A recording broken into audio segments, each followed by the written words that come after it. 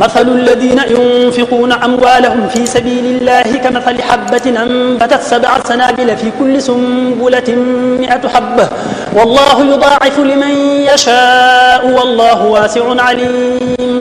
الذين ينفقون أموالهم في سبيل الله ثم لا يتبعون ما أنفقوا منا ولا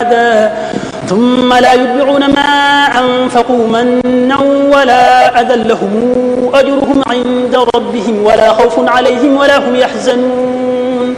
قول معروف ومغفرة خير من صدقة يتبعها أذى والله غني حليم.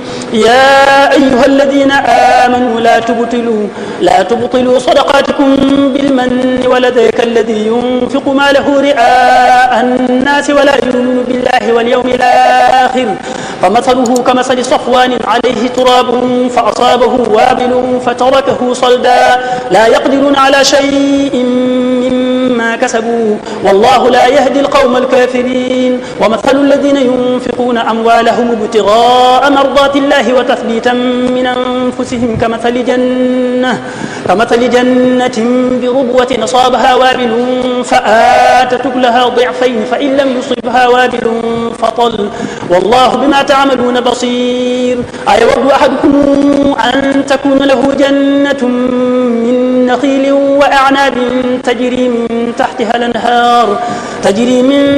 الأنهار له فيها من كل الثمرات وأصابه الكبر وله ذرية ضعفاء فأصابها إعصار فيه نار فاحترقت كذلك يبين الله لكم الآيات لعلكم تتفكرون.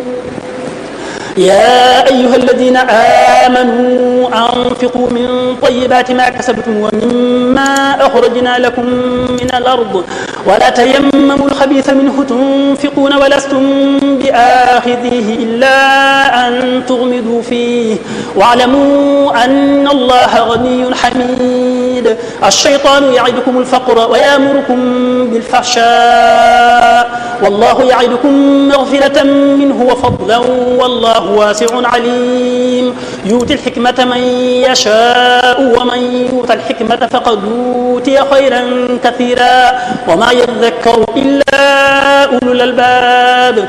وما أنفقتم من نفقة أو نذرتم من نذر فإن الله يعلمه وما للظالمين من أنصار.